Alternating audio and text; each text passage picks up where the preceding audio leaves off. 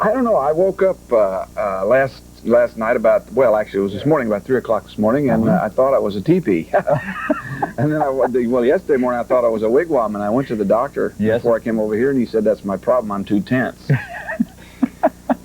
So I don't know. I'm having trouble, but I need all the help I can get. This is what happens with this man. You give him a straight line, and his mind does a left turn and goes off somewhere, and he comes up with a song like, almost 22 years ago, Ahab the Arab, or the Shriners, or most recently, the Mississippi Squirrel Revival. How do these songs come to you, Ray? Well, now, first of all, let me correct you right here. I wrote the first two songs you mentioned, but the new song, Mississippi Squirrel Revival, was written by a friend of mine. Then it is the real Ray Stevens. The real Ray Stevens would never say that he wrote that song. Go ahead. No, well, the guy that wrote the song is a friend of mine, as I said, and his name is Buddy Kalb, and I knew him in Atlanta. You're an old Atlanta alumni. At any rate, I knew Buddy when we went to different high schools together down there, and at the present he's living in Kansas City, and he's been writing songs with me and for me for a couple of years, and this one is just the first one that has really clicked. But he's a terrific writer. And why do you think this one? Sure glad I got the song. Yeah, because it is a smash. I mean, everybody talks about that. It is a big hit. What made this one really jump out than from his other songs, right? I don't know. It's funny. Truthfully, I hate to admit it, but I mean, I thought this was a good song, but I thought, that there were several other songs just as good in the album, and for this one to jump out first, I can't explain it. Meanwhile, I'm just glad that it did. Well, you're kind of noted for these type songs where they have and this right. Why do you get involved with songs like? Is this really what you enjoy doing? The off the wall kind of? It's a long story. When I first started recording back in '57, I put out straight love ballads. I couldn't get arrested with a hit, so I decided to do something a little different to attract attention. So I wrote a song called Sergeant Preston of the Yukon. Oh yeah. Which was starting to move. It was starting to be a hit, and we got sued by the people who own the character Sergeant Preston of the Yukon. Little oversight there. Forgot to get permission from King Features Syndicate to use their character. Anyway, we had to pull the record off the market. But that gave me an inkling as to what I could do to attract some attention and get some airplay, if nothing else, because I couldn't get arrested with those love ballads.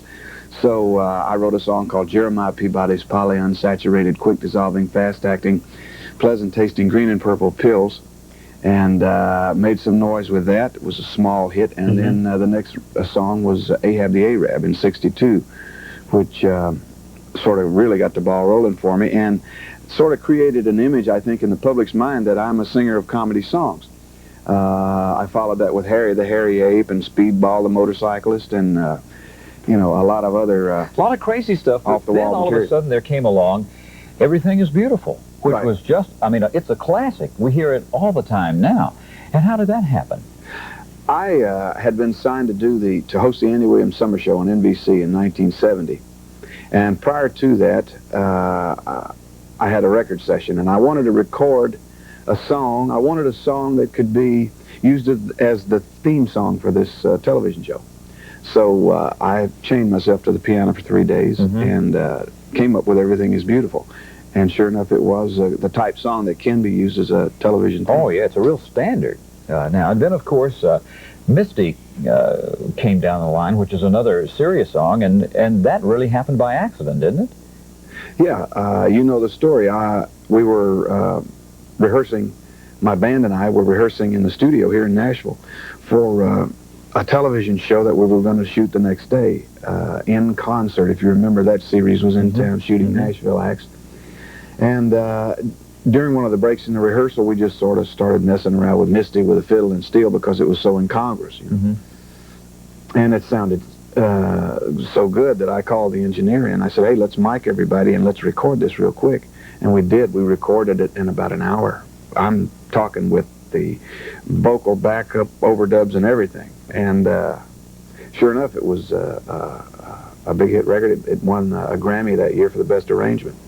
You've done so many things, Ray. I mean, obviously a very successful artist in your own right. You've had a network television show. What things would you like to do now? Would you like to be a singer of love ballads or what? No, I don't know. I'm not ruling out the love ballads, but right now I want to concentrate on comedy material because I really think that that's how the public perceives me. And I think I want to go with the flow, and besides, I've got a lot of comedy songs saved up that I want to do. So there's some more things that are coming down, like Right. Kalb and Harry the Hairy Ape and stuff like that. Well, yeah, you have to. Well, how do these songs come about? I mean, you know, when you sit down and start thinking about a song. I don't know. It's sort of like a joke. I mean, you got to ask somebody. I've never written a joke. Have you ever written a joke? Have you ever I might have originated one or two jokes in my whole life, and they weren't classics. I have trouble remembering other people's jokes. Have you ever wondered who comes up with all those jokes? I have too. I've been told that it's prisoners. I don't know, but maybe we can find out. Writing comedy songs, maybe just a sort of a left turn off of writing jokes. I don't know. I can't write jokes, but I can write comedy songs sometimes. So. Well, what gives I really can't explain how. We were watching Debbie with a gingerbread house, and I said, "Who would buy a gingerbread house?" And you said, "Oh no, maybe a witch would need one or something like that." I mean, I said you could buy it and rent it to a witch. Do you just do a left turn with situations? I mean, your mind just take a left?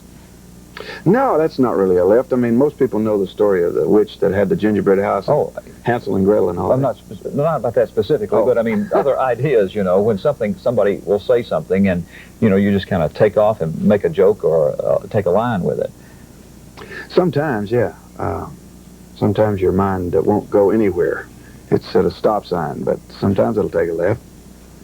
Well, I think we have established that this is the real Ray Stevens, I believe. Ray, thanks so much for being with us Thank today. you, We Harry. appreciate your music and what you do, because you bring a lot of attention to Nashville and Music City, USA, and your marvelous talent. We appreciate having you here this morning. Thank you.